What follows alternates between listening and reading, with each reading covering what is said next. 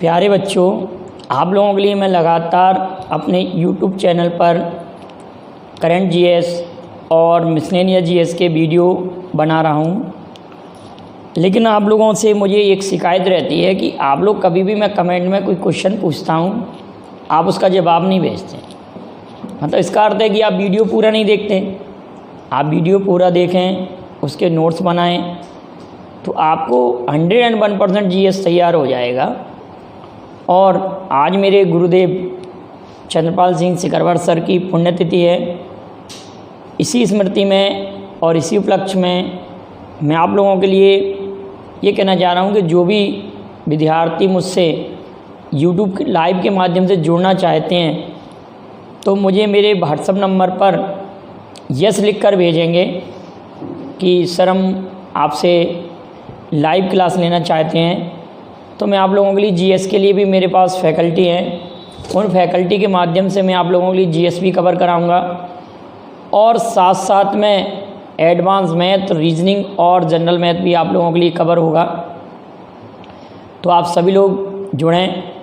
और miscellaneous GS के portion को तो मैं आपको क्लास में ही याद करा दूंगा। जैसे आप पढ़ रहे हैं ना, तो उसी समय आपको बहुत सारी बातें याद हो जाएंगी। उन्हीं में से कुछ महत्वपूर्ण फैक्ट आज मैं आप लोगों के लिए लेके आया हूँ, अभी उनकी चर्चा करते हैं। तो प्लीज़ आप लोगों से ये रिक्वेस्ट है कि आप लोग जो भी लाइव क्लास लेना चाहते हैं तो मुझे यस लिख कर भेजेंगे, और मेरे पास जो फैकल्टी है जीएस की, उसके माध्यम से मैं आप लोगों को लाइव क्लास दिलवाऊँगा। और अगर आपको उचित लगेगा तो हम जूम ऐप या गूगल मीट पर भी आप लोगों के लिए क्लास स्टार्ट कर देंगे। और कुछ पोर्शन मैं भी आपको कवर कराऊँगा जीएस में, advance math, reasoning, general math तो मैं कवर कराऊंगा। इस साथ साथ में जीएस में मैं आप लोगों के लिए करंट जीएस के भी मैटर दे रहा हूं, लगातार मिसलेनियस जीएस पढ़ा रहा हूं। और किसी भी प्रकार की कोई अगर प्रॉब्लम होती है तो आप मुझे आवश्यक रूप से शेयर करें उस बात को कि सर हमें ये दिक्कत है। अभी मैं जानता हूँ इस समय बहुत सारे विद्यार्थियों के मोबाइल में हो सकता है नेट ना हो, कई विद्यार्थी गाँव में प्रॉब्लम कर रहा होगा, इसी कारण बस प्रॉब्लम आ रही है। तो आप लोग यहाँ पर आ जाएं, कुछ समय बाद कोचिंग भी प्रारंभ होने वाली हैं, तो आप लोग सिपरी आ जाएं। जो भी गांव के विद्यार्थी हैं, तो आप लोगों को नेट वगैरह की प्रॉब्लम है और कांटेक्ट कर लें, तो आप लोगों के लिए बहुत जल्दी में जैसा ही क्लास स्टार्ट होगा, हमको आदेश आ जाएंगे तो आप लोगों के लिए मैं क्लास स्टार्ट कर दूँगा। और ऑफलाइन भी बैचेस स्टार्ट हो जाएंगे। और जिन विद्यार्थियों की फ़ीस जमा है वो विद्यार्थियों के लिए तो ऑफलाइन में कोई प्रॉब्लम ही नहीं है। ऑनलाइन क्लास में आप लोगों की जमा नहीं है, तो अभी मैं गूगल मीट पर आप लोगों के लिए पढ़ा रहा हूँ, उससे जुड़ चुके हैं बहुत सारे विद्यार्थी, तो आप लोग भी जुड़ें। चलिए अब समय ना गवाते हुए हम आज कुछ जीएस का जो मैटर दिया उसको पढ़ते हैं।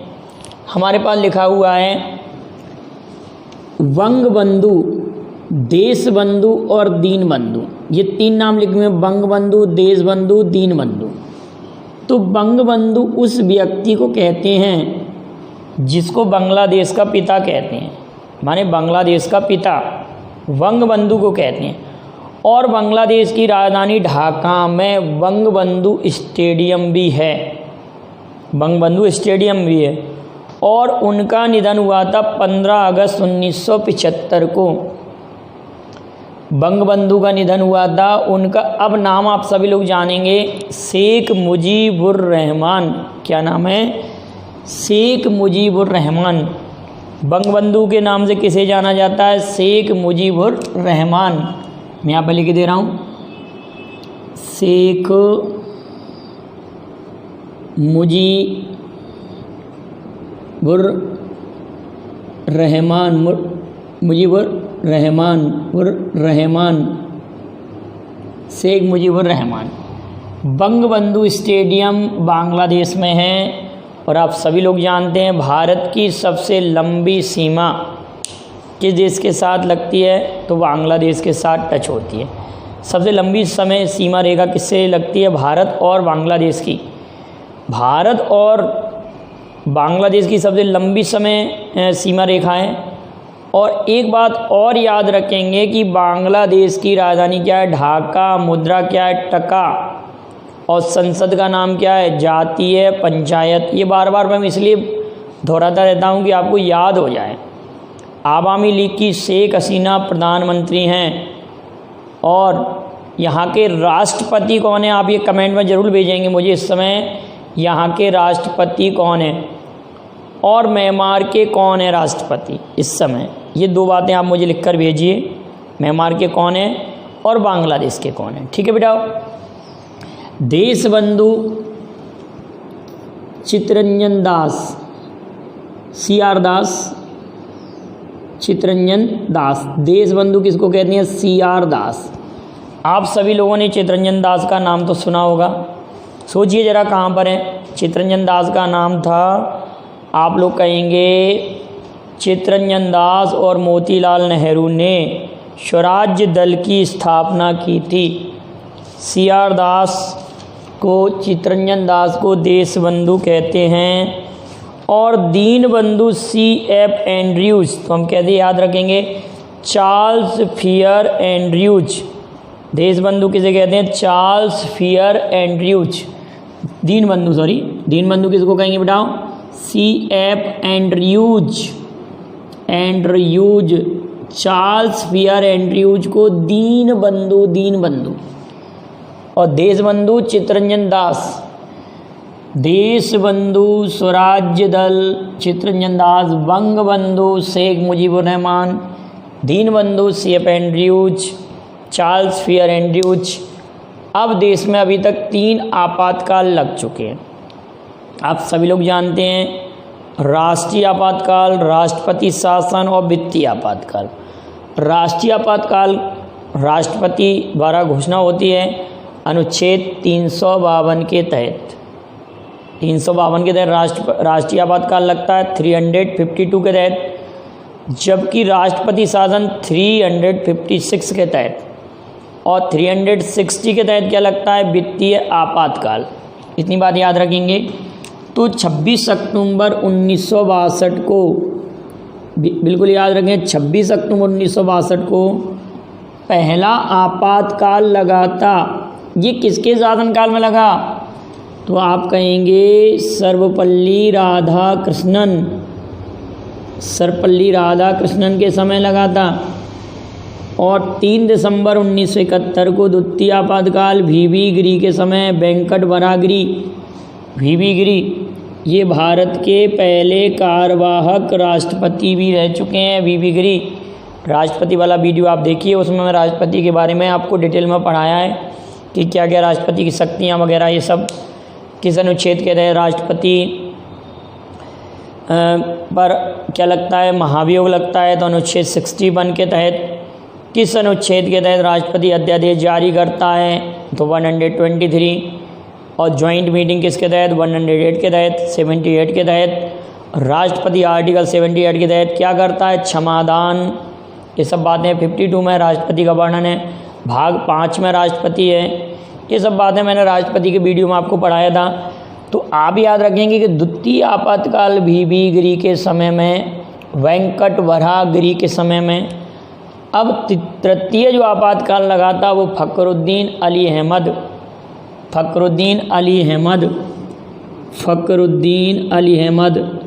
अब आप मुझे एक कमेंट करके भेजेंगे बेटा, आप लोग अब ये वादा करें कि आप कमेंट करके ज़रूर जवाब भेजा करो। तो फखरुद्दीन अली अहमद, अब ये करना है आपको कमेंट कि भारत के कौन कौन से ऐसे राष्ट्रपति थे जो उपराष्ट्रपति पद पर भी रहे थे।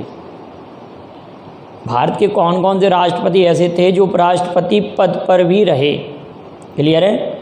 भारत के ऐसे कौन कौन से राष्ट्रपति थे जो उपराष्ट्रपति भी बने। आप वीडियो को देखेंगे तो आपको समझ में आ जाएगा राष्ट्रपति वाला। अब बात आती है आपके लिए अष्टछाप। बल्लभाचार्य और उनके बेटे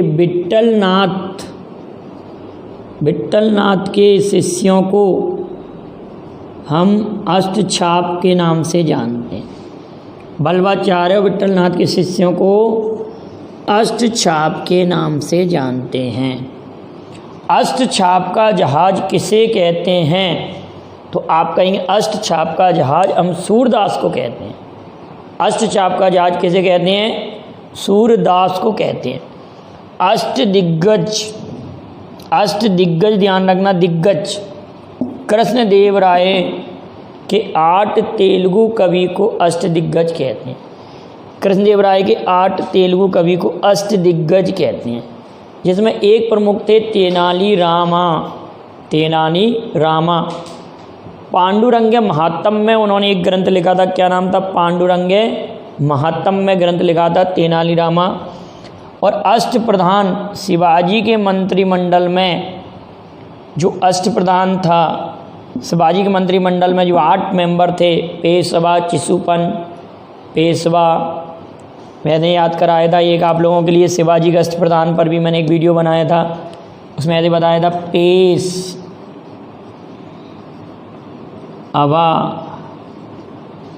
चिसूपन, कैसे याद कराया था? पेशवा, चिसूपन। ये शिवाजी के अष्टप्रधान हो गए थे। देखिए 1 2 3 4 5 6 7 8 हमने कैसे याद किया था? पेशवा, पेशे हो गया पेशवा। अगला हो गया सर-ए-नौबत, पेशवा, सर-ए-नौबत, अमात्य, वाक्यानबीस, चिटनिस, सुमंत, पंडितराव और न्यायाधीश। पेशवा, चिसूपन। अब एक बार पीएससी में, एमपी पीएससी में बेटा ये क्वेश्चन आया था कि सुमंत का क्या कार्य था? सुमंत का कार्य क्या है? तो क्वेश्चन ये था कि सुमंत का क्या कार्य था? तो सुमंत विदेशी विभाग को देखता था। सुमंत विदेशी विभाग को देखता था। अब आप एक बात ये बताएंगे कि इनमें से कौन ऐसे मेंबर थे 2 कि इनको कभी भी शिवाजी की आर्मी में, मतलब सेना के साथ युद्ध लड़ने के लिए नहीं भेजा जा सकता था? वो कौन 2 थे इनमें से? आप ये बताएंगे कि इनमें से वक्त पड़ने पर किसी को भी युद्ध के लिए भेजा जा सकता, लेकिन इनमें 2 मेंबर ऐसे थे जिनको कभी भी युद्ध में नहीं भेजा जाता था। ये क्वेश्चन आ चुका है। तो सुमंत विदेशी विभाग, पेशवा, सर-ए-नौबत, अमात्य, वाक्यानबीस, चिटनिस, सुमंत, पंडितराव और न्यायाधीश, ये शिवाजी के क्या कहलाएंगे? अष्टप्रधान। प्रधान में शिवाजी, ठीक है। छाप वल्लभाचार्य विट्ठलनाथ, दिग्गज कृष्णदेवराय, ऐसे याद रख लेंगे। अब मैंने यहाँ पर लिखा थी कि ऐसे ही आप अगर कनेक्ट करके याद करेंगे तो आपको बहुत जल्द जीएस याद हो जाएगा, और डिटेल भी पढ़ेंगे तो भी आपको कोई प्रॉब्लम नहीं आई। आप कनेक्ट करके याद करना सीखिए। 22 मार्च, 22 अप्रैल, 22 मई, 22 दिसंबर, अगर वीडियो देख रहे होंगे तो ये तो दिवस याद होंगे आप लोगों को। 22 मार्च को विश्व जल दिवस, यहाँ पर हम वाटर लिख ले रहे हैं। 22 मार्च वाटर जल दिवस से याद हो जाएगा, पूरा नहीं लिख रहा मैं। विश्व जल दिवस। 22 अप्रैल विश्व पृथ्वी दिवस, वर्ल्ड अर्थ डे, इसी के एक दिन पहले सिविल सर्विस डे। 22 मई को जैव विविधता दिवस, बायोडाइवर्सिटी डे, बायोडाइवर्सिटी डे। 22 दिसंबर को गणित दिवस, ये राष्ट्रीय गणित दिवस है बेटाओ। क्या है? राष्ट्रीय गणित दिवस। तो अब आप लोगों को एक इम्पोर्टेंट क्वेश्चन है कि गणित दिवस किसका जन्म दिवस है? श्रीनिवास रामानुजम का जन्म दिवस है। आप मेरा जैव विविधता को भी प्लेलिस्ट में देखेंगे, पूरा निकाल के देखेंगे, तो एक जैव विविधता पर भी मैंने वीडियो बनाया है, आप उसे जैव विविधता पर डिटेल में पढ़ लेंगे। अब हमारे पास बात आती है 16 दिसंबर, 16 अक्टूबर, 16 सितंबर। 16 दिसंबर को विजय दिवस। 16 दिसंबर को क्या है? विजय दिवस। 16 अक्टूबर को, 16 दिसंबर को विजय दिवस है।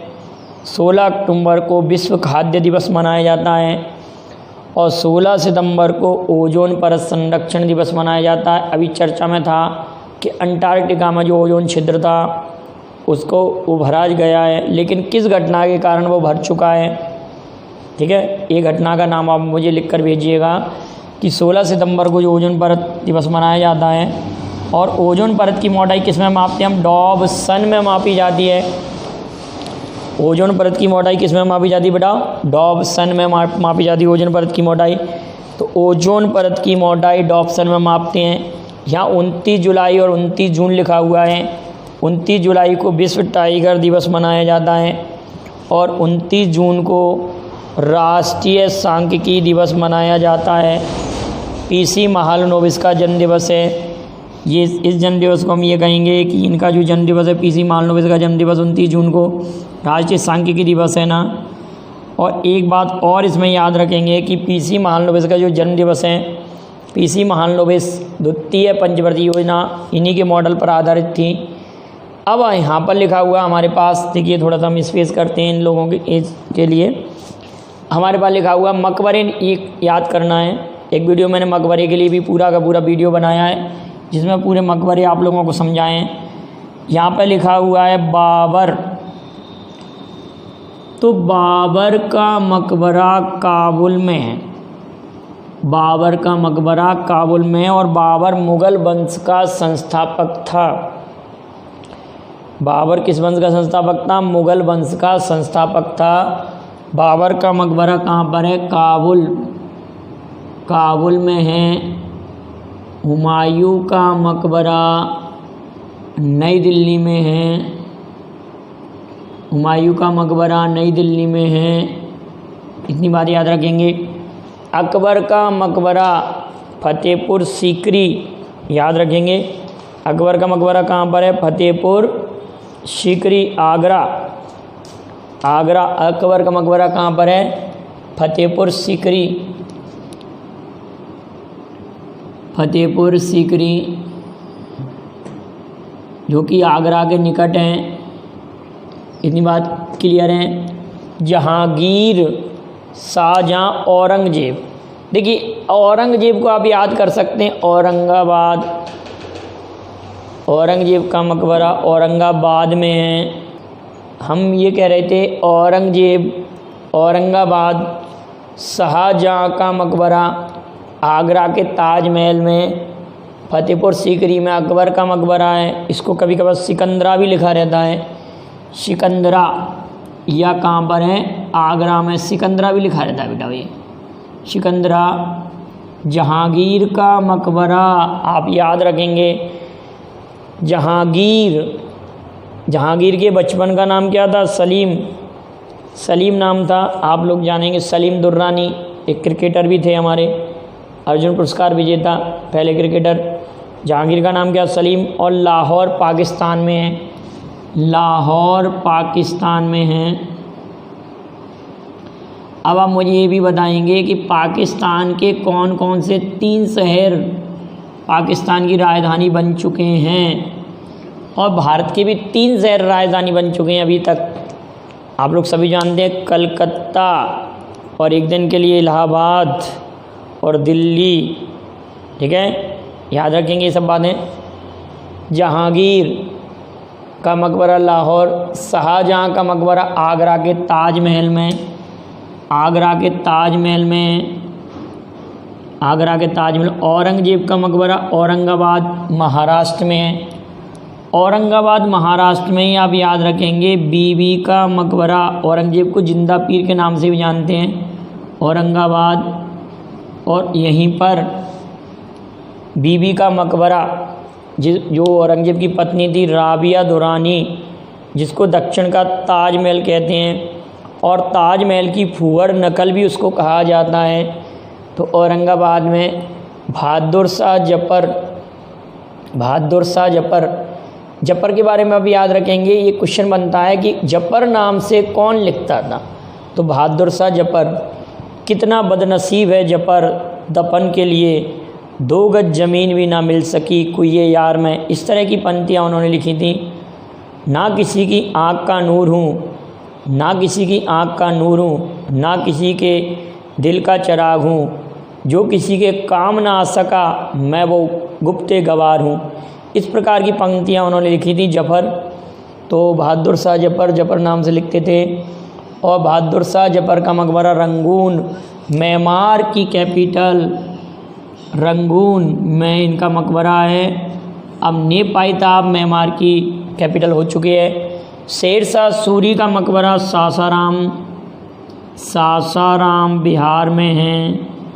शेरशाह सूरी ने पाटलिपुत्र का नाम पटना रखा था और शेरशाह सूरी सर्वाधिक प्रसिद्ध अपनी प्रशासनिक व्यवस्था के लिए था।